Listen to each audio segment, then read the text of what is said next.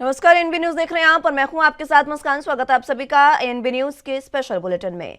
दिल्ली के मुख्यमंत्री अरविंद केजरीवाल मनीष सिसोदिया की गिरफ्तारी के बाद मीडिया के सामने रूबरू हुए। इस दौरान उन्होंने बीजेपी और प्रधानमंत्री नरेंद्र मोदी पर जमकर हमला बोला।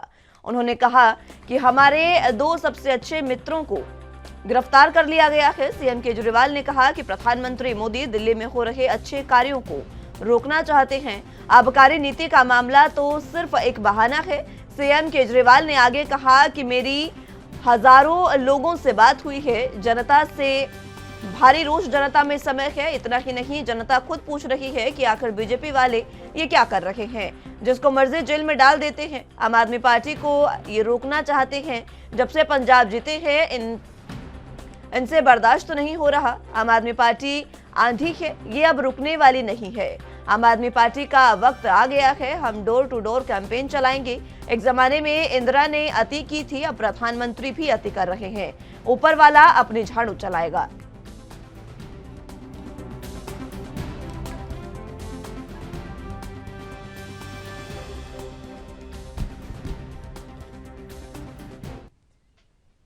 इस खबर पर ज्यादा जानकारी के लिए दिल्ली से संवाददाता राजीव तिवारी हमारे साथ मौजूद हैं। राजीव, जिस तरीके से अरविंद केजरीवाल ने मीडिया से मुखातिब होते हुए प्रधानमंत्री पर निशाना साधा, किस तरीके की बातें उन्होंने कही है, विस्तार से बताएं। कल अरविंद केजरीवाल ने जिस तरीके से निशाना साधा, कहा कि इंदिरा ने एक समय के अंदर इंदिरा गांधी ने अति की थी, आप प्रधानमंत्री मोदी जी अति कर रहे हैं। यानी कि सीधा सीधा कहीं ना कहीं प्रधानमंत्री के ऊपर निशाना साधते हुए कहीं ना कहीं आम आदमी पार्टी की तरफ से बिल्कुल हमला बोला जा रहा है। क्योंकि जिस तरीके से आम आदमी पार्टी के दो मंत्री जो है वो अब जेल के अंदर पहुंच चुके हैं, क्योंकि पहले सत्येंद्र जैन को गिरफ्तार किया गया, अब मनीष सिसोदिया को गिरफ्तार किया गया है। और इनको लेकर अब आम आदमी पार्टी जो है वो डोर टू डोर कैंपेनिंग करने वाली है। यानी सीधे सीधे हर व्यक्ति से संपर्क करेगी, हर व्यक्ति को जानकारी देगी कि किस तरीके से भाजपा जो है वो कहीं ना कहीं अति कर रही है। और जिस तरीके से मंत्रियों को गिरफ्तार किया जा रहा है, उसके अंदर कहीं ना कहीं आरोप लगाया जा रहा है कि भाजपा जो है वो जांच एजेंसियों का गलत इस्तेमाल कर रही है, इसीलिए जिसको चाहती है वो जेल के अंदर भेज देती है। मगर यहाँ पर वो अरविंद केजरीवाल की तरफ से बिल्कुल कहा गया कि उन्होंने जनता से बात की है और जनता के द्वारा ही कहीं ना कहीं रोज देखने को मिल रहा है। और बार बार जनता यही कहती है कि भाजपा जो है यानी कि जो जिसको चाहती है वो उसको जेल और मनीष सिसोदिया की गिरफ्तारी हुई है, उसको लेकर भी कहीं ना कहीं आम आदमी पार्टी बिल्कुल हलचल देखने को मिल रही है। और लगातार कहीं ना कहीं डोर टू डोर कैंपेन के जरिए कहीं ना कहीं अब आम आदमी पार्टी जो है वो हर व्यक्ति के घर तक पहुंचेगी और लगातार कहीं ना कहीं भाजपा के द्वारा जो कार्य किए जा रहे हैं या फिर कहें जो जांच की जा रही है सीबीआई के द्वारा, ईडी के द्वारा या इनकम टैक्स के द्वारा, उनको लेकर आप जनता को कहीं ना कहीं जागरूक किया जाएगा। और जिस तरीके से अरविंद केजरीवाल ने कहा कि एक समय के अंदर इंदिरा ने अति की थी और अब प्रधानमंत्री मोदी जी अति कर रहे हैं। और जब ऊपर वाला जब जागता है तो वो कहीं झाड़ू चलाता है। यानी कि सीधे सीधे कहीं ना कहीं भगवान के भरोसे कहीं ना कहीं उन्होंने कहा है कि वो अब अति नहीं होने देगा और कहीं ना कहीं झाड़ू चलाएगा, यानी कि सबको सफा किया जाएगा। मगर यहाँ पर जिस तरीके से जनता जो है वाकई में ही इनके बीच में उलझती नजर आ रही है, क्योंकि बार बार कहीं ना कहीं भाजपा भ्रष्टाचार किया गया है, आम आदमी पार्टी के भाजपा ने भ्रष्टाचार किया गया है। मगर आप आम आदमी पार्टी के दोनों मंत्री जो है वो जेल जा चुके हैं। बात करें और सत्येंद्र जैन के बाद जो विवाद था, अब उनको कैलाश गहलोत और राजकुमार को और बैठक के माध्यम से ही अब फैसला लिया जाएगा कि दोनों विभाग जो है वो किस तरीके से आगे काम करेंगे और किसको दिए जाएंगे। क्योंकि कैलाश गहलोत और राजकुमार आनंद का जरूर नाम आ चुका है, मगर अब देखना होगा कि आम आदमी पार्टी का जो अगला कदम होगा की बात की जा रही है, ये कब से शुरू किया जाएगा और यूनिवर्सिटी जो इसके अंदर कौन कौन से नेता या फिर कहे कौन कौन से मंत्री जो है वो इसके अंदर शामिल रहेंगे। क्योंकि कल जो बैठक की गई थी उसके अंदर तमाम आम आदमी पार्टी के नेता, निगम पार्षद और तमाम जो नेता थे वो इसके अंदर मौजूद थे और लगातार कोशिश की जा रही है कि आप भाजपा को गिरा जाए। जी राजीव, जिस तरीके से ये लोकप्रियता से घबरा गई है बीजेपी, ये अरविंद केजरीवाल ने कहा, और जब इस तरीके की बातें आती थी तो इस दौरान उन्होंने जिक्र किया कांग्रेस का कि एक समय था जब इंदिरा गांधी ने भी अति की थी और अब प्रधानमंत्री भी अति कर रहे हैं। इन तमाम चीजों को लेकर बीजेपी का क्या पलटवार?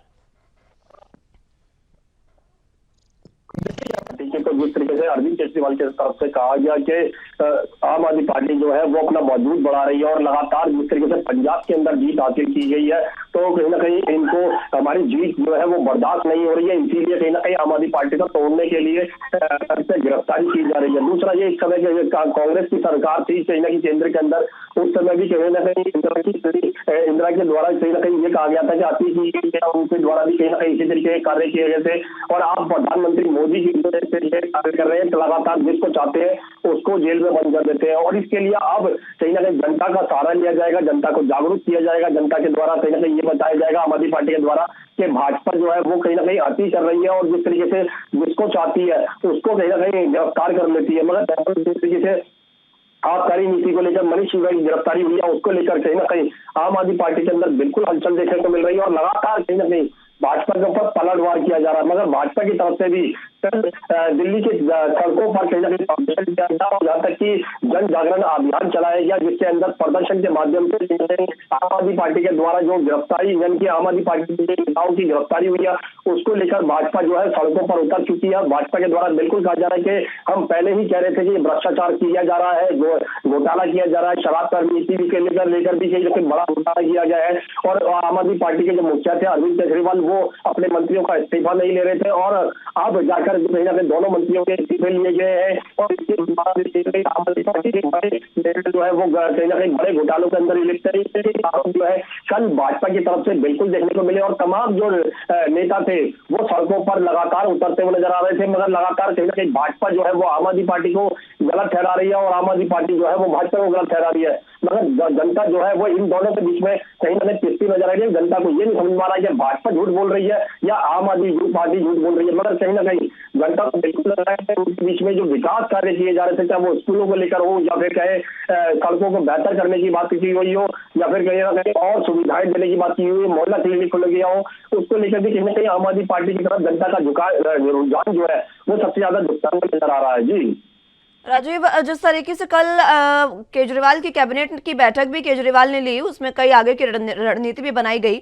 इस दौरान सबसे अहम बात यह रही कि दो जो और मंत्री हैं उन्हें शामिल किया गया है सिसोदिया और सत्येंद्र जैन की जगह पर। लेकिन अब जनता के मन में भी ये सवाल है और लगातार ये सवाल विपक्ष भी पूछ रहा है केजरीवाल से कि आखिर सत्येंद्र जैन का इस्तीफा इतनी देर से और मनीष सिसोदिया का जो इस्तीफा है वो तुरंत ले लिया गया, इसका कारण क्या?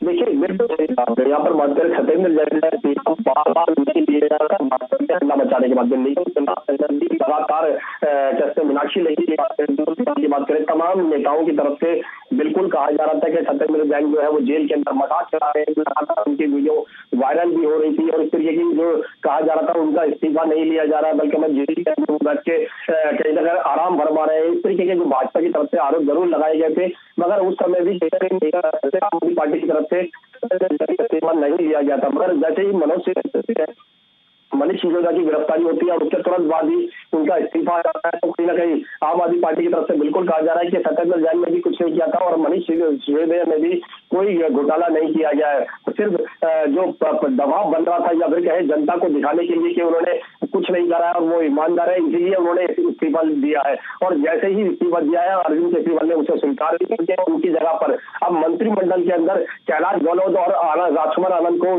जगह दी जाएगी। अब प्रक्रिया अपनाई जा रही है और कहा जा रहा है कि बीके इन दोनों का नाम भेज दिया गया है। उसके अंदर फेरबदल किया जाएगा और कैलाश गहलोत और राजकुमार आनंद को किस तरीके से जगह दी जाएगी। ठीक है राजीव, बहुत शुक्रिया आपका हमारे साथ जुड़ने के लिए और तमाम अहम जानकारी हम तक पहुंचाने के लिए।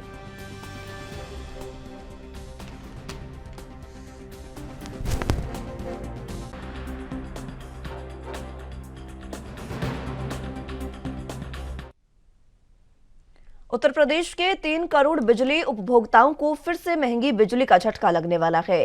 नियामक आयोग ने बिजली कंपनियों का रेट बढ़ाने का प्रस्ताव स्वीकार कर लिया है। इसमें 18 से 23% तक बिजली महंगी करने की तैयारी की जा रही है।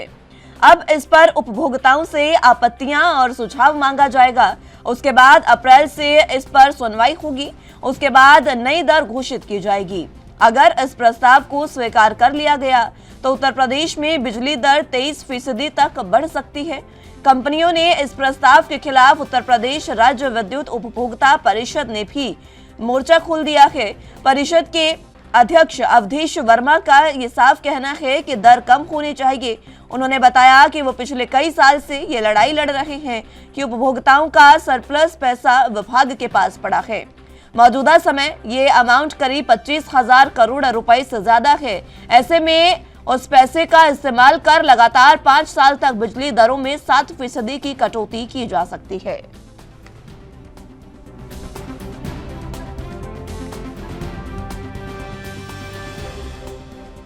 तो बता दें कि उत्तर प्रदेश में एक बार फिर से महंगी बिजली का झटका उपभोक्ताओं को लग सकता है। ये साफ तौर पर कहा जा रहा है कि नियामक आयोग के बिजली कंपनियों का रेट बढ़ाने के प्रस्ताव को स्वीकार कर लिया है, जिसकी वजह से अब बिजली की जो दरें हैं वो बढ़ सकती हैं और इन दरों में लगभग 18 से 23% तक का इजाफा किया जा सकता है। ऐसे में ये देखना होगा कि उत्तर प्रदेश में अब उपभोक्ताओं को महंगी बिजली मिलती है तो किस तरीके से उपभोक्ता जो है वो इसे स्वीकार करते हैं, क्योंकि इसके खिलाफ भी उत्तर प्रदेश राज्य विद्युत उपभोक्ता परिषद ने मोर्चा खोल दिया है।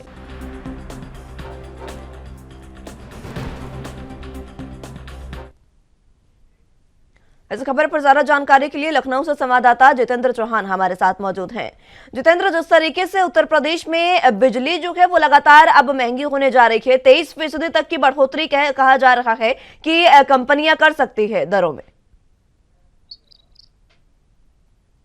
देखिए, उत्तर प्रदेश की जनता 50 रुपए जिससे घरेलू गैस सिलेंडर में बढ़े तो कमर्शियल गैस सिलेंडर में बढ़े, तो जाहिर सी बात है कि झटका और कहीं न कहीं उत्तर प्रदेश की जनता को लग सकता है, क्योंकि बिजली कंपनियों ने नियामक आयोग को प्रस्ताव दिया है बिजली दरें बढ़ाने को लेकर। ये कहा जा सकता है कि 3 करोड़ उपभोक्ताओं को उससे कहीं न कहीं झटका लग सकता है। ये बताया जा रहा है कि 23% तक कहीं न कहीं रेट जो है वो कहीं न कहीं बढ़ सकता है और यूपी में 3 करोड़ बिजली उपभोक्ता है, उसको लेकर फिर से महंगी बिजली का झटका लगने का तैयारी हो रही है, जिसमें नियामक आयोग ने बिजली कंपनियों को रेट बढ़ाने का प्रस्ताव जो है वो कहीं न कहीं स्वीकार लिया है, क्योंकि इससे पहले भी बिजली कंपनियों ने जो बिजली के दामों को बढ़ाने को लेकर नियामक आयोग को प्रस्ताव दिया था, हालांकि वो खारिज कर दिया था, लेकिन एक बार फिर बिजली कंपनियों ने प्रस्ताव को भेजा है, जिसके बाद नियामक आयोग ने उसको स्वीकार कर लिया है। माना जा रहा है कि इसमें 18 से 23% तक बिजली महंगी करने की तैयारी की जा रही है। इस पर उपभोक्ताओं के आपत्ति व सुझाव मांगे जाएंगे।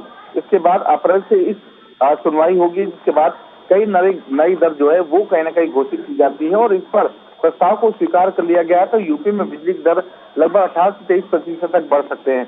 तो वहीं बात की जाए तो उपभोक्ताओं का सरप्लस पैसा लगभग 25 करोड़ विभाग के पास है, जिसमें कंपनियों के प्रस्ताव के खिलाफ उत्तर प्रदेश राज्य विद्युत उपभोक्ता परिषद जो जिनके अध्यक्ष है अवधेश, वो कहीं न कहीं इस मोर्चा को खोल रखा है। परिषद ने अध्यक्ष अवधेश वर्मा का कहना है कि दर कम होनी चाहिए, जिन्होंने कहा कि लगातार पिछले कई सालों से ये लड़ाई लड़ी जा रही है, लेकिन उपभोक्ता का सरप्लस पैसा विभाग के पास पड़ा है। मौजूदा समय में अमाउंट लगभग 25,000 करोड़ रुपए से ज्यादा है। ऐसे में पैसे का इस्तेमाल लगातार किया जाए, 5 साल बिजली दरों में 7% तक कटौती की जा सकती है और ये कहा जा सकता है कि लगातार जो बिजली दामों को लेकर ये कह सकते हैं कि उसमें वृद्धि की तैयारी कर रखी है, तो ये कंपनियां पहले विज्ञापन देंगी और ये माना जा रहा है कि बिजली दर बढ़ाने से पहले कंपनियां विज्ञापन देने का काम करेंगे। इसके साथ ही उस पर आम उपभोक्ता अपनी आपत्तियां देंगे और उस पर 3 दिन के अंदर ये विज्ञापन देना होगा और आपत्तियां आने से उस पर आयोग की सुनवाई होगी। इसके बाद नियामक आयोग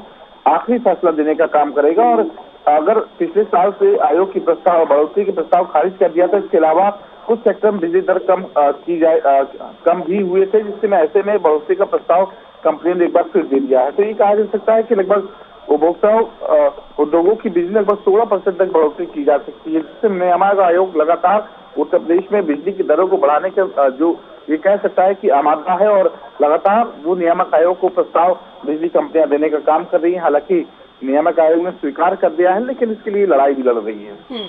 नियामक आयोग ने ये प्रस्ताव स्वीकार कर लिया है, लेकिन जिस तरीके से राज्य विद्युत आयोग ने ये जो मोर्चा खोला है एक तरीके से इसके खिलाफ, इसको लेकर क्या, क्योंकि उनको साफ तौर पर कहना है कि 25,000 करोड़ जो है वो बकाया है अभी भी आयोग के पास और अगर उसका इस्तेमाल किया जाए तो अगले 5 साल तक जो बिजली है वो सही दरों पर दी जा सकती है। देखिए, मुस्कान, सरप्लस का पैसा पड़ा है, लगभग उपभोक्ताओं का लगभग 25,000 करोड़ रुपए सरकार के पास पड़े हैं। और राज्य विद्युत परिषद के अध्यक्ष है अवधेश वर्मा इस लगातार कहीं न कहीं उपभोक्ताओं की लड़ाई लड़ने का काम की, चाहे स्मार्ट मीटर की बात की जाए, प्रीपेड मीटर की बात की, बिजली दरों के मीटर की बात की जाए, लगातार वो आवाज उठाते रहते हैं। तो जाहिर सी बात है कि बिजली कमेटियां इससे पहले भी प्रस्ताव दे चुकी, हालांकि कई सेक्टरों के बाद जब प्रस्ताव आया तो खारिज कर दिया गया था, लेकिन कुछ जो दरें थी वो कहीं ना कहीं बिजली में कम की गई थी। तो लगातार जो राज्य विद्युत परिषद आयोग है वो इसकी लड़ाई लड़ रहा है, लेकिन ये जरूर कहा जा सकता है कि अगर बिजली के दामों में 18 से 25% तक बिजली के दामों में वृद्धि होती है तो जाहिर सी बात है कि उत्तर प्रदेश की जनता को एक बड़ा झटका भी एक बार से लग सकता है। लेकिन जितेंद्र, जिस तरीके से ये जो 3 करोड़ उपभोक्ता है उनको अगर महंगाई का झटका लगता है तो किस तरीके से उपभोक्ता इसको स्वीकार करेगा, क्योंकि अन्य जगहों से भी महंगाई का झटका लगातार लगता जा रहा है। हाल ही में एलपीजी के सिलेंडर के दाम भी बढ़े हैं और तमाम चीजें लगातार बढ़ती जा रही है। इतनी महंगाई के बीच अगर ये भी बिजली की दरें भी महंगी कर दी जाए तो आम आदमी की जेब पर सीधा डाका है ये। देखिए, बिल्कुल मुस्कान, इस बात को मुझे समझना होगा क्योंकि आम आदमी की जो कमाई है वो इतनी है, तो जाहिर सी बात है कि अगर लगातार इस तरह की महंगाई बढ़ती रहेगी उस पर कहीं ना कहीं बड़ा झटका लग सकता है। क्योंकि होली का त्योहार है, अभी कुछ दिन बाद ही होली का त्योहार है, उससे पहले कहीं ना कहीं गैस में वृद्धि होना वो एक बड़ा झटका लगा था, जनता को कल ही लगा है। तो जाहिर सी बात है कि बिजली के दामों में इस तरह से वृद्धि होगी तो जाहिर सी बात है आम आदमी के जीवन पर, आम आदमी के परिवार पर कहीं ना कहीं एक बड़ा झटका लगेगा, क्योंकि उसकी कमाई कहा जा सकता है कि जितना वो कमाएगा उतनी कमाई है, लेकिन खर्चे वो लगातार बढ़ते जा रहे हैं, जिससे राज्य सरकार को भी सोचना चाहिए। और कहीं ना कहीं ये कहा जा सकता है कि बिजली के दामों में जिस तरह की वृद्धि की बात की जा रही है, बिजली कंपनियों ने प्रस्ताव दिया नियामक आयोग को, नियामक आयोग को इस पर ध्यान देना चाहिए। ठीक है जितेंद्र, बहुत शुक्रिया आपका हमारे साथ जुड़ने के लिए और तमाम अहम जानकारी हम तक पहुंचाने के लिए।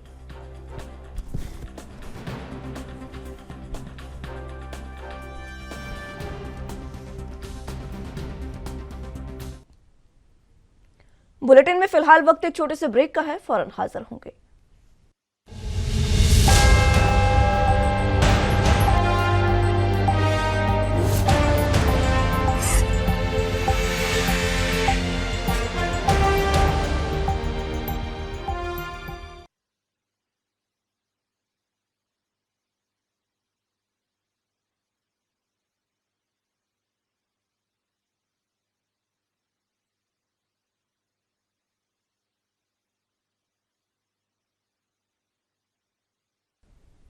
ब्रेक के बाद एक बार फिर से स्वागत है आप सभी का राजधानी लाइव में। तो अगली अहम खबरों की ओर रुख करते हैं।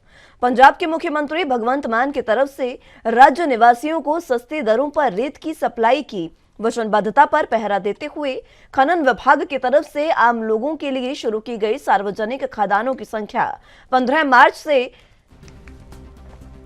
मार्च तक 32 खदानों से बढ़ाकर 50 तक करने का लक्ष्य निश्चित किया है। ये जानकारी खनन मंत्री गुरमीत सिंह मिथेर ने पंजाब भवन में विभाग के समूह जिला अधिकारियों के साथ सार्वजनिक खदानों के काम की समीक्षा के लिए रखी गई मीटिंग के दौरान की।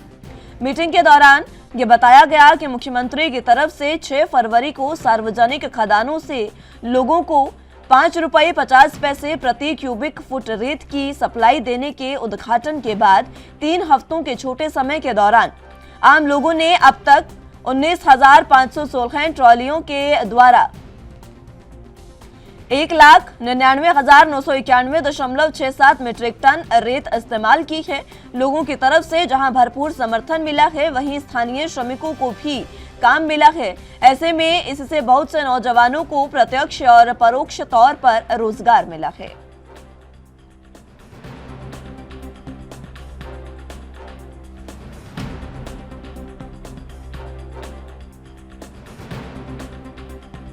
इस खबर पर ज्यादा जानकारी के लिए चंडीगढ़ से संवाददाता अमनप्रीत कौर हमारे साथ मौजूद हैं। अमन, जिस तरीके से खनन विभाग द्वारा समीक्षा बैठक की गई और इस समीक्षा बैठक में ये साफ कहा गया कि 21 नई सार्वजनिक खदानें जो हैं वो जनता को समर्पित एक बार और की जाएंगी। देखिए, पहली बार नहीं है, तो पहला भी मंत्री वालों है पहला भी ओपन कीते गए तो उन्होंने वालों साफ तौर से कहा गया सीगा कि ਜਿਹੜਾ ਮਾਈਨਿੰਗ ਮਾਫੀਆ ਪੂਰੇ ਤਰੀਕੇ ਦੇ ਨਾਲ ਪੰਜਾਬ ਤੋਂ ਖਤਮ ਕਰਨਾ ਹੈ, ਜਿਸ ਦੇ ਚੱਲਦੇ ਹੋਏ ਹੀ ਇਹ ਮੁੱਖ ਮੰਤਰੀ ਵੱਲੋਂ ਪਹਿਲਾਂ ਜਦੋਂ ਇਨੋਗ੍ਰੇਸ਼ਨ ਕੀਤਾ ਗਿਆ ਸੀ ਤੇ ਨਾਲ ਹੀ ਉਹਨਾਂ ਵੱਲੋਂ ਇੱਕ ਐਪ ਦਾ ਵੀ ਇਨੋਗ੍ਰੇਸ਼ਨ ਕੀਤਾ ਗਿਆ ਸੀਗਾ।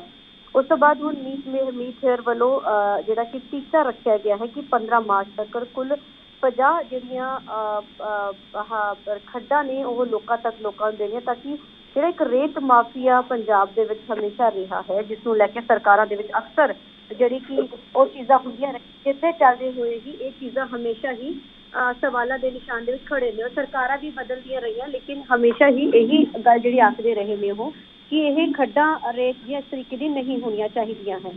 तो इसी से चलते हुए हुण मीत हेयर वालों जिथे कल भी जी 21 नवीं जड़ियाँ समर्पित की जानियां जी कि राज्य दित्तियां जानियां, 14 पहले दित्तियां जा चुकियां हैं।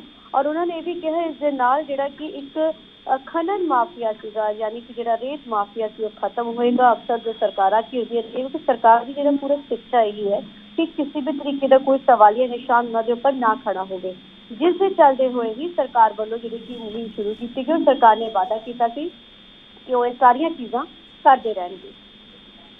15 मार्च तक ये जो खदानें है इसको बढ़ाने का लक्ष्य तय किया गया है, इसकी तैयारियां अब किस तरीके से सरकार द्वारा की जा रही हैं? इसमें कोई तैयारी नहीं होती है। सरकार की तरफ से जो ऑफिसर्स हैं उनकी ड्यूटीज लगा दी जाती है, पहले से सब चीज़ें तैनात की गई हैं। ऑफिसर्स ने ही सिर्फ वो चीज़ों को करके ऑफिशियल कार्रवाई करके लोगों को वो दे दी जाएंगी और बहुत जल्द सरकार की तरफ से इसको पूरा कर लिया जाएगा। एक सिर्फ उन्होंने एक जानकारी लेके अधिकारियों से सिर्फ इसके बारे में एक जायजा लिया था कल। ठीक है अमन, बहुत शुक्रिया आपका हमारे साथ जुड़ने के लिए और तमाम अहम जानकारी हम तक पहुंचाने के लिए।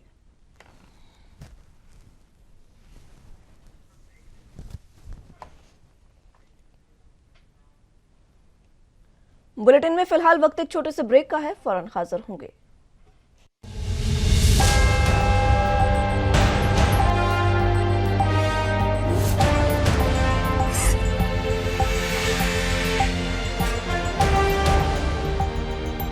ब्रेक के बाद एक बार फिर से स्वागत है आप सभी का राजधानी लाइव में। तो अगली अहम खबरों की ओर रुख करते हैं। पंजाब विजिलेंस ब्यूरो ने बुधवार को भ्रष्टाचार के खिलाफ छेड़ी गई मुहिम के तहत अपने ही पुलिस महकमे के 2 अधिकारियों को रिश्वत लेने के आरोप में काबू किया है। ये दोनों एक युवक को गैर कानूनी तरीके से हवालात में बंद करने के रिहाई के लिए रिश्वत मांग रहे थे। जिला कपूरथला के तहत आते थाना सदर फगवाड़ा के एक सब इंस्पेक्टर रजपाल सिंह, जो पहले वहां थानेदार लगा हुआ था, और हवलदार सुखजीत सिंह ने एक युवक को पहले गैर कानूनी तरीके से हिरासत में लिया और उसके बाद हवालात में बंद किया। उसके बाद उसके परिजनों से रिहाई की एवज में 50,000 रुपए की मांग की। विजिलेंस ने रिश्वत मांगने और लेने के आरोप में दोनों को काबू किया है। विजिलेंस के प्रवक्ता ने जानकारी देते हुए बताया कि सब इंस्पेक्टर रजपाल सिंह, जो पहले थानेदार सदर का प्रभारी था, और हवलदार सुखजीत सिंह के खिलाफ राजवंत कौर निवासी फौजी कॉलोनी सुल्तानपुर लोधी ने शिकायत दर्ज की है। राजवंत कौर ने मुख्यमंत्री भ्रष्टाचार विरोध एक्शन लाइन में शिकायत दर्ज करते हुए कहा था कि उसके बेटे को दोनों ने नाजायज उठाया है।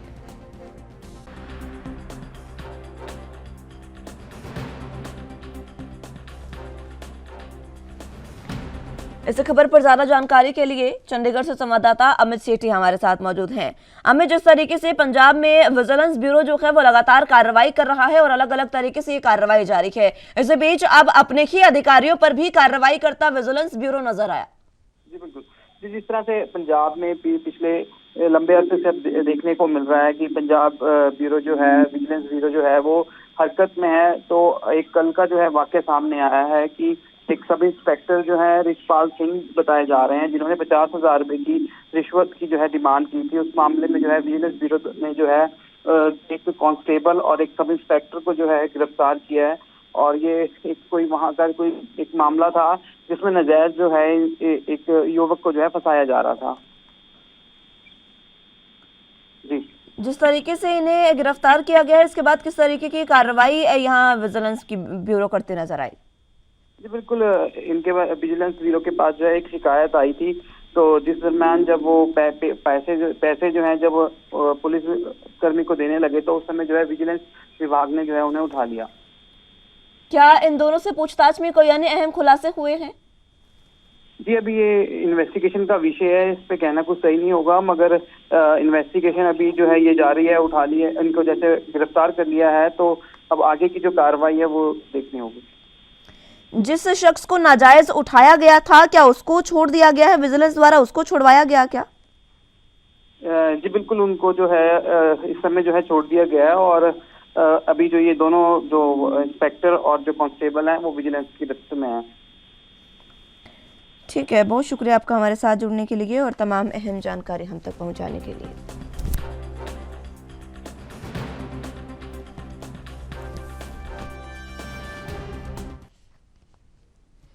सीएम सुखविंदर सिंह सुक्खू ने एक बार फिर से कैबिनेट की मीटिंग बुलाई है। शिमला में 3 मार्च शुक्रवार को दोपहर 12 बजे ये मीटिंग रखी गई है। मीटिंग के बाद सीएम सुखविंदर सिंह सुक्खू का दिल्ली जाने का कार्यक्रम भी है। कैबिनेट मीटिंग में आने वाले बजट सत्र को लेकर चर्चा होगी। बजट में शामिल किए जाने वाली घोषणाओं पर विचार किया जाएगा। इसमें सबसे प्रमुख ओल्ड पेंशन स्कीम है। मुख्यमंत्री सुखविंदर सिंह 17 मार्च को बजट पेश करेंगे। इस बजट में क्या अहम घोषणाएं और परियोजनाएं रखनी है, इस पर कैबिनेट में विचार विमर्श किया जाएगा। इसके अलावा 1 मार्च की कैबिनेट मीटिंग में जो एजेंडे चर्चा में नहीं आ सके, उन पर भी विचार किया जाएगा। उनमें से डिनोटिफाई किए गए स्कूल और कॉलेजों का मामला भी रखा जाएगा। बुधवार को कैबिनेट मीटिंग में एनटीटी भर्ती को लेकर भी चर्चा नहीं हो पाई थी। ऐसे में सभी लंबित एजेंडों पर 3 मार्च शुक्रवार को विचार किया जाएगा।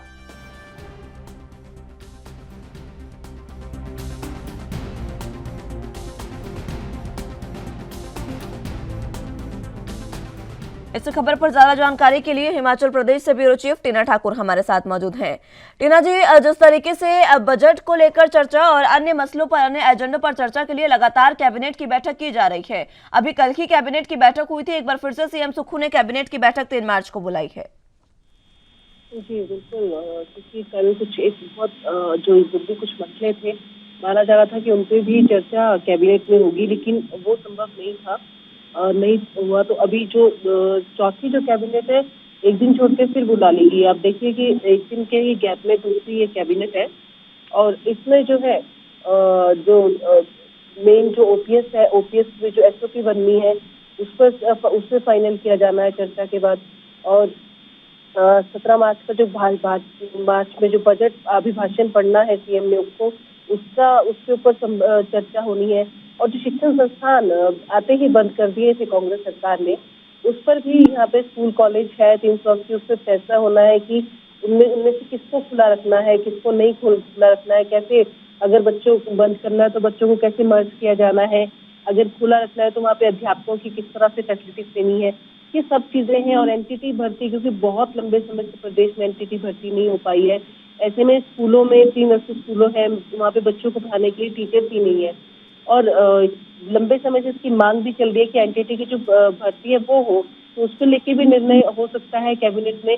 ये तमाम जो निर्णय है वो जो तमाम चीजें हैं वो सब चीजें जो ये चौथी कैबिनेट होने जा रही है उसमें संभव है, क्योंकि बजट अभिभाषण बजट जो 14 तारीख से बजट सत्र भी शुरू होना है, उसको लेके भी बहुत सारी चीजें तय की जानी है। तो वो सारी चीजें जो है, अब ये जो चौथी कैबिनेट है इसमें संभव है कि अब जो ये चौथी कैबिनेट है उसमें ये सारी चीजें लाई जाए। और महत्वपूर्ण चीज ये है कि ये जो चौथी कैबिनेट हो रही है, इसको होने से पहले ठीक आज जो है मुख्यमंत्री ने जो स्वास्थ्य विभाग है और शिक्षा विभाग है, दोनों से जो रिक्त पद है उनका ब्यौरा भी मांगा है और जो रिक्त पदों की जानकारी है वो कैबिनेट में मांगी है, ताकि इन पदों को भरने के लिए इसी कैबिनेट में जो कोई निर्णय लिया जा सके। जी, जिस तरीके से कई अहम मुद्दों पर चर्चा के लिए कैबिनेट की बैठक एक बार फिर से बुलाई गई है, इसमें सबसे अहम अगर बात करें तो ओल्ड पेंशन स्कीम का मसला है, जो अभी तक नहीं सुलझा है, हिमाचल सरकार की ओर से नहीं सुलझाया गया है। इसको लेकर भी क्या चर्चा हो सकती है? जी बिल्कुल, क्योंकि काफी टाइम से ये पेंडिंग है कि एसओपी बननी है और उसको चर्चा के बाद फाइनल किया जाना है। माना यही जा रहा था कि एसओपी भी बनेगी, उसके बाद उसको बजट सत्र में लेके जाना है। तो अब वो जो चर्चा है उसके बाद उस एसओपी को भी फाइनल किया जाना है, क्योंकि बजट सत्र 14 से और उस एसओपी को बजट सत्र में लेके जाना है सरकार ने। तो ऐसे में जो ओपीएस की जो एसओपी है वो माना जा रहा है कि कल की जो चौथी कैबिनेट है उसमें उसको फाइनल किया जा सकता है। जी, बजट सत्र को लेकर किस तरीके से सुझाव तमाम मंत्रियों द्वारा दिए गए हैं, क्योंकि बजट जो है वो लगातार तैयार किया जा रहा है और उसको लेकर भी यहाँ कैबिनेट की बैठक में चर्चा लगातार हो रही है। जी बिल्कुल, क्योंकि 14 तारीख से बजट सत्र है और 17 को बजट प्रस्तुत किया जाना है। ये पहला बजट है जो खुद से सरकार अपना पेश करने जा रही है। तो ऐसे में ये काफी महत्वपूर्ण पहला बजट सत्र होने वाला है, क्योंकि इसमें तमाम जो वर्ग है, क्योंकि काफी जो लोग हैं जो अभी तक उम्मीद बहुत सारी चीजों के लिए आके बैठे हैं और अभी तक उनको लग रहा है कि सरकार ने आते ही जो कहा था कि हम आते ही ये सब चीजें करेंगे, वो नहीं हो पाया है। तो वो सारी चीजें जो बजट सत्र पर सबकी निगाहें हैं, विपक्ष की निगाहें हैं कि पहला सत्र है, पहला जो बजट है वो किस तरह का प्रस्तुत करती है, क्योंकि बार बार जो आर्थिक रोना रो रही है सरकार, वो भी चीजें वहाँ रहने वाली है। तो ऐसे में जो मंत्री है, मुख्यमंत्री है, तमाम जो तरह की जो तैयारियां हैं विभिन्न विभागों से चाहे वो बागवानी है, शिक्षा है, स्वास्थ्य है, पीडब्ल्यूडी है, विभिन्न विभागों से जो सुझाव थे वो आ चुके हैं। अब उनपे उनके ऊपर जो चर्चा है वो हो रही है और उनको उनमें से किन चीजों को प्राथमिकता देनी है बजट में, किन चीजों को बाद के लिए रखा जाना, ये सब तय किया जा रहा है। और ऐसे में क्योंकि पहला जो बजट सत्र है उसमें ये काफी महत्वपूर्ण रहने वाला है सुप्रीम कोर्ट के लिए। और ये माना यही जा रहा है कि कल की जो कैबिनेट है उसके बाद मुख्यमंत्री प्रधानमंत्री नरेंद्र मोदी उनसे मिलने दिल्ली का भी उनका प्रवास हो सकता है 2 दिन का।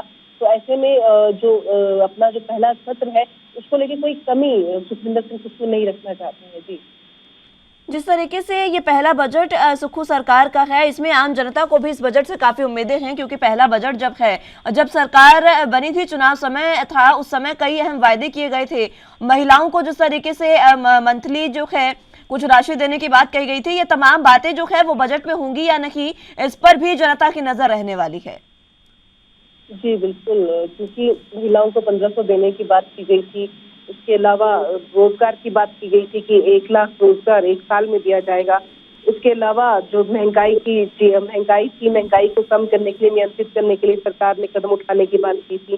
बागवान जो पिछली सरकार में सड़कों पर उतरे थे, उनसे बागवानी आयोग बनाने की जो वायदा है वो इस सरकार ने आने से पहले किया हुआ है।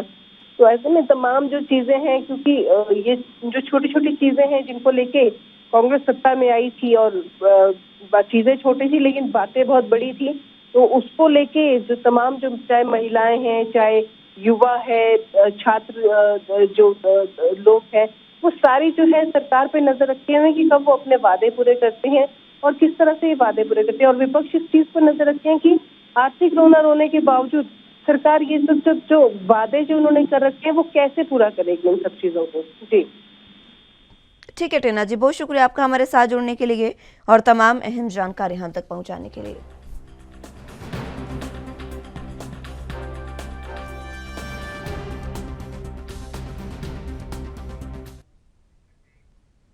महाराष्ट्र के पूर्व राज्यपाल और उत्तराखंड के पूर्व मुख्यमंत्री भगत सिंह कोश्यारी का आज रुद्रपुर दौरा है।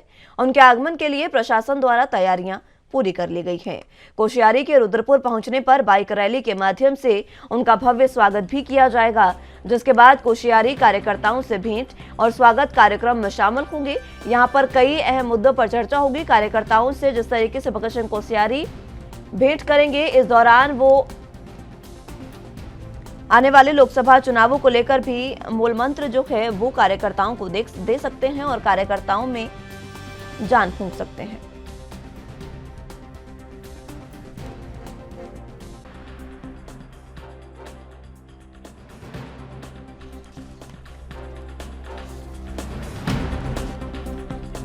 तो आपको बता दें कि महाराष्ट्र के पूर्व राज्यपाल और उत्तराखंड के पूर्व मुख्यमंत्री भगत सिंह कोश्यारी, उनका आज रुद्रपुर का दौरा है। रुद्रपुर पहुंचने पर बाइक रैली के माध्यम से उनका स्वागत किया जाएगा। शाम 4 बजे ये बाइक रैली निकाली जाएगी और इस बाइक रैली के माध्यम से भगत सिंह कोश्यारी का स्वागत किया जाएगा और उसके बाद शाम को 5 बजे भगत सिंह कोश्यारी कार्यकर्ताओं से भेंट करेंगे। इस मुलाकात में कई तरीके के मुद्दों पर चर्चा हो सकती है और कई तरीके की बातें, कई मूल मंत्र जो है वो भगत सिंह कोश्यारी कार्यकर्ताओं को दे सकते हैं। आने वाले लोकसभा चुनावों को लेकर भी भगत सिंह कोश्यारी कार्यकर्ताओं में जान फूंक सकते हैं, उनमें जोश भर सकते हैं और इसी के साथ इसके बाद स्वागत कार्यक्रम में भी भगत सिंह कोश्यारी शामिल होंगे और स्वागत कार्यक्रम जो है उसका आयोजन शाम 5 बजे ही किया जाएगा, जिसमें कार्यकर्ता जो है वो कोश्यारी का स्वागत करेंगे।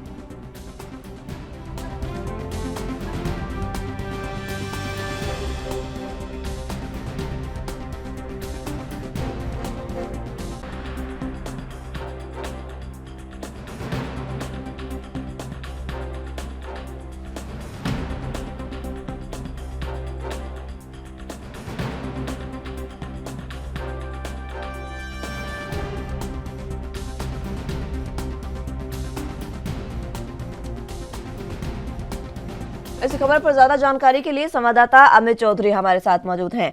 अमित, भगत सिंह कोश्यारी आज रुद्रपुर के दौरे पर हैं, कार्यकर्ताओं से भेंट मुलाकात की जाएगी, क्या कुछ अहम जानकारी? हाँ देखिए मुस्कान, बिल्कुल आज महाराष्ट्र के पूर्व राज्यपाल और उत्तराखंड के पूर्व मुख्यमंत्री जो उत्तराखंड भाजपा के बीच पितामह भी कहे जाते हैं, वो आज रुद्रपुर दौरे पर आ रहे हैं। कुमाऊं दौरा उनका होना है और बेहद ही अहम इसलिए माना जा रहा है क्योंकि इस्तीफा देने के बाद वो पहली बार रुद्रपुर पहुंचने वाले हैं। वहाँ कार्यकर्ताओं की अगर बात करें तो खासा उनमें उत्साह है यहाँ पर भगत सिंह कोश्यारी के उत्साह को लेकर के, और पूरी तरीके से उनकी आने की तैयारियां की जा रही हैं। आपको बता दूं कि एक बाइक रैली के साथ उनका स्वागत यहाँ पर किया जाएगा आप होटल के सामने शाम को 4 बजे के टाइम पर, और उसके बाद कार्यकर्ताओं से भेंट करेंगे, उनको स्वागत कार्यक्रम होगा। उसके बाद 5 बजे वो यहाँ पर जो है लोगों से मुलाकात करने का कार्यक्रम रखा गया है कार्यकर्ताओं के साथ। और कहीं ना कहीं जो राजनीति का जो कहीं ना कहीं जो एक पूरा माहौल बन रहा है पूरे उत्तराखंड में, और उत्तराखंड की सियासत में जो अभी उलट हो रहा है, उसके बाद कहीं ना कहीं एक मन कहीं ना कहीं लेने आ सकता है कार्यकर्ताओं का, उसको लेकर के उनका ये जो दौरा अहम है। और आगे क्या उनके कार्यक्रम रहेंगे ये आगे समय बताएगा, लेकिन फिलहाल रुद्रपुर आ रहे हैं और कार्यकर्ताओं में खासा जोश है उनसे मुलाकात करने के लिए, और एक बाइक रैली का उद्घाटन यहाँ पर स्वागत होना है। उसके बाद लोगों से उनकी मुलाकात होने का कार्यक्रम रखा गया है। जी, किस तरीके से उनके स्वागत के लिए तैयारियां की गई है? ये बाइक रैली का आयोजन किया जा रहा है, बाइक रैली के माध्यम से उनका स्वागत किया जाएगा, भव्य स्वागत के लिए तैयारियां क्या कुछ है? हाँ बिल्कुल, मैं आपको बता दूं कि यहाँ रुद्रपुर में जैसे उनके आने की यहाँ पर सूचना मिली है, तब से जो रुद्रपुर में जो कार्यकर्ता है वो लगातार उनके आने की तैयारी कर रहे हैं। करीब शाम को 4 बजे यहाँ पहुंचने वाले हैं। जो रुद्रपुर अंदर जो होटल आर्क है वहाँ पर पहुंचेंगे, और वहाँ पर एक बाइक रैली रखी गई है जो भारी संख्या में जो यहाँ पर बाइकों में यहाँ युवा होंगे, और उनकी यहाँ पर रैली के माध्यम से उनको स्वागत किया जाएगा। और उसके बाद उनका कार्यकर्ताओं से मिलने का कार्यक्रम है, और उसके बाद करीब 5 बजे के आसपास वो यहाँ पर मुलाकात कर सकते हैं कार्यकर्ताओं के साथ। और पूरी तरीके से यहाँ पर जो कहीं ना कहीं एक जो माहौल है उसको कहीं ना कहीं भापने का नजरिया लगाया जा सकता है। पूरी तरीके से आज में जो दौरा है काफी अहम है, और कार्यकर्ता सबसे बड़ी बात यह है कि इस्तीफे के बाद यहाँ पहुंच रहे हैं, और उसके बाद जो राजनीतिक घटनाक्रम किस प्रकार का यहाँ रहता है वो देखने की बात होगी मुस्कान, लेकिन स्वागत की तैयारी की जा रही है। लोगों में उत्साह है भगत सिंह कोश्यारी से मिलने के लिए, और यहाँ पर उनसे बात करने के लिए, और कार्यकर्ताओं में कहीं ना कहीं मुलाकात करने को लेकर के भी यहाँ चीजें की जा रही है। जी मुस्कान, मुख्य कारण भगत सिंह कोश्यारी के दौरे का क्या है अमित? हाँ बिल्कुल, मैं आपको बता दूं मुस्कान की यहाँ लगातार जिस तरीके से जो अभी पुष्कर धामी के बनने के बाद जो लगातार उत्तराखंड के अंदर जो फीडबैक लगातार लोगों में आ रही है, और किस प्रकार से यहाँ पर जो सरकार का लेखा जोखा है शायद उसका भी यहाँ पर आकलन किया जा सकता है, और कार्यकर्ताओं से मुलाकात की जा सकती है। वहीं दूसरी तरफ क्योंकि अभी दायित्व नहीं बढ़ पाए हैं, दायित्वों को लेकर के भी अभी चर्चा होनी है, और भगत सिंह कोश्यारी लगातार दिल्ली के संपर्क में थे किस तरीके से, क्योंकि यहाँ पर बात की जाए तो उनके कई ऐसे चहेते हैं जिनको दायित्व मिलने की खबरें लगातार आ रही हैं।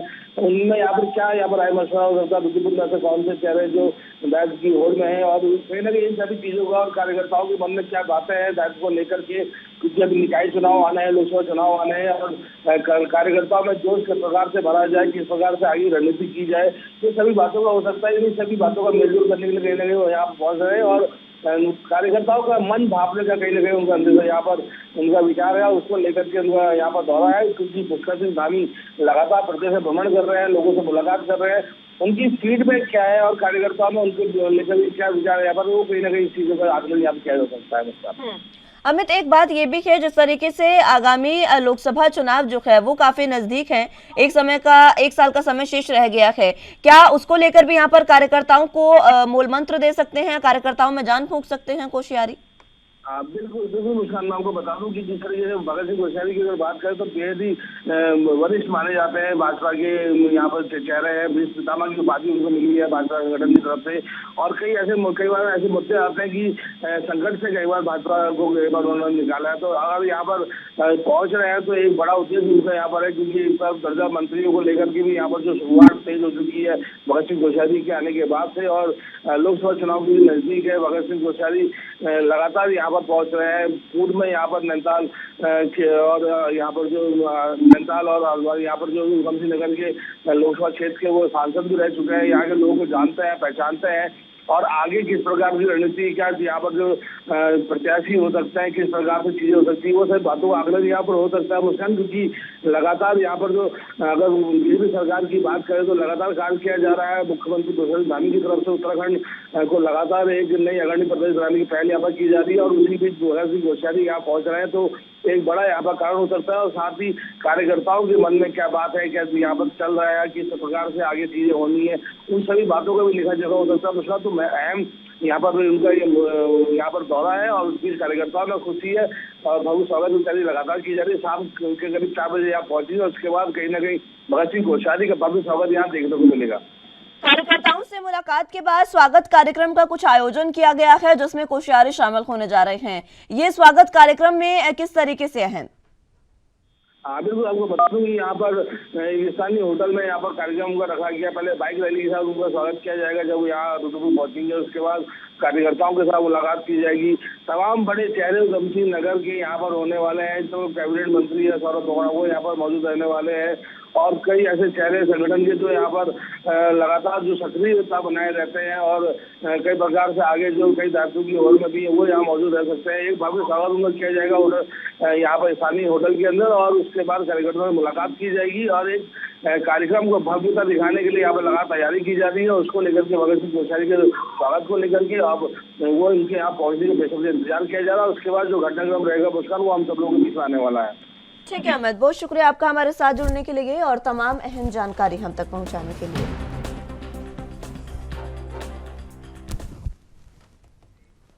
बुलेटिन में फिलहाल वक्त एक छोटे से ब्रेक का है, फौरन हाजिर होंगे।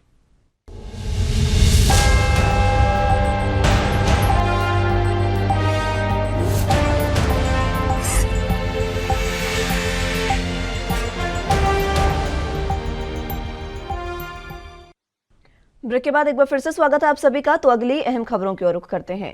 छत्तीसगढ़ विधानसभा बजट सत्र की कार्यवाही 2 मार्च तक के लिए स्थगित कर दी गई थी। छत्तीसगढ़ के राज्यपाल विश्वभूषण हरिचंदन का अभिभाषण 20 मिनट में ही समाप्त हो गया। अब आज सुबह 11 बजे फिर से सदन की कार्रवाई शुरू की जाएगी। नवनियुक्त राज्यपाल हरिचंदन पदभार संभालने के बाद पहली बार अभिभाषण उन्होंने दिया। राष्ट्रीय गीत वंदे मातरम और राज्य गीत अर्पा पेरी की धार से बजट सत्र की शुरुआत हुई है। विधानसभा में राज्यपाल की अभिभाषण से पहले विपक्ष का हंगामा शुरू हो गया। विधायक धर्मलाल कौशिक, शिवरतन शर्मा, अजय चंद्राकर, ब्रजमोहन अग्रवाल ने सरकार को घेरते हुए कहा कि जिस सरकार का राज्यपाल पर भरोसा नहीं है उनसे भाषण कैसे करवा सकते हैं। धर्मलाल कौशिक ने कहा कि अध्यक्ष महोदय, ये सरकार राज्यपाल के खिलाफ कोर्ट में गई है। विधायक ब्रजमोहन ने कहा कि छत्तीसगढ़ के 3 सचिव आपके खिलाफ कोर्ट में हैं। आपको सरकार राज्यपाल की मान्यता देती है या नहीं?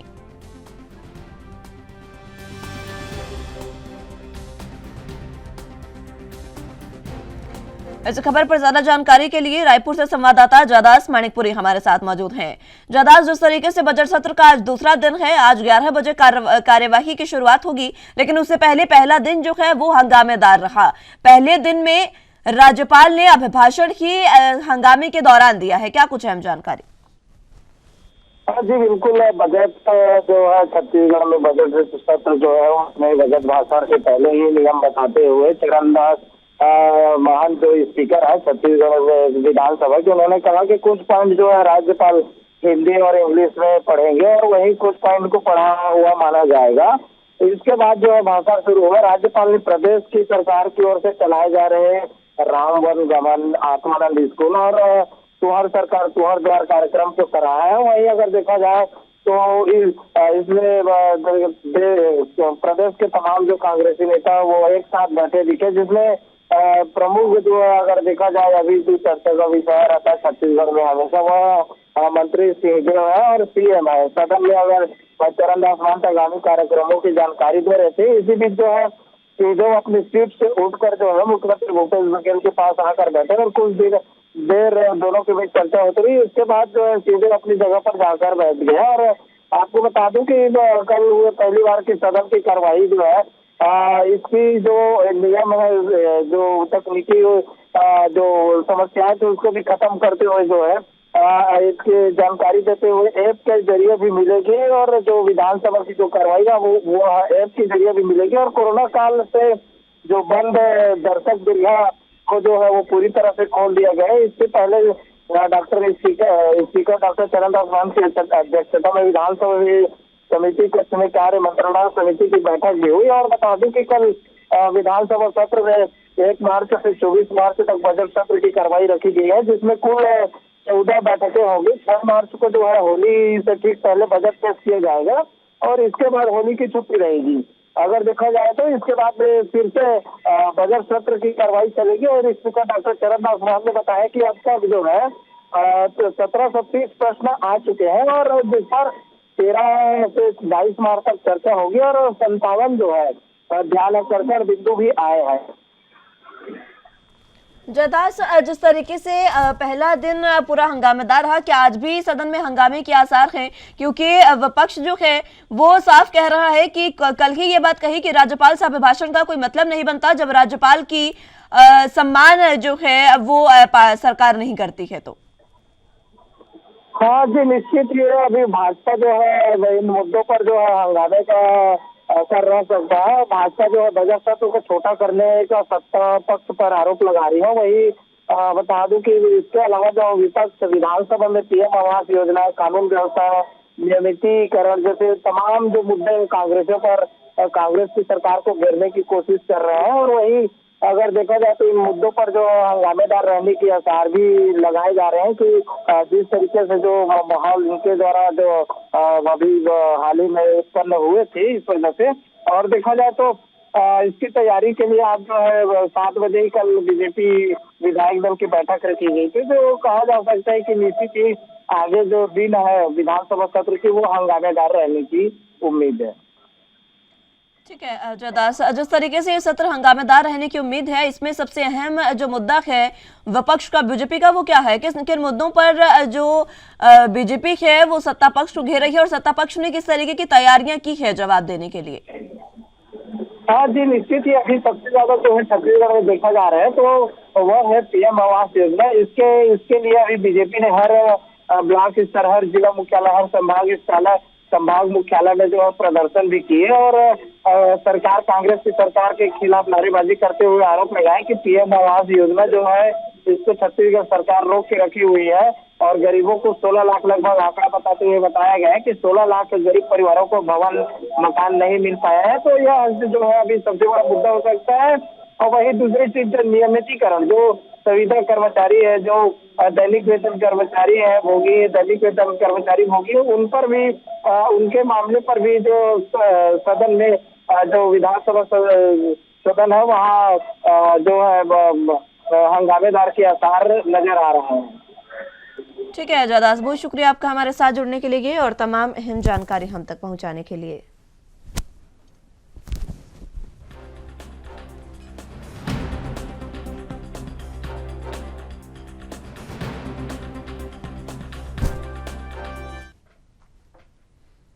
फिलहाल के लिए राजधानी लाइव में मेरे साथ बस इतना ही। तमाम अहम खबरों के लिए आप देखते रहिए ANB न्यूज। नमस्कार।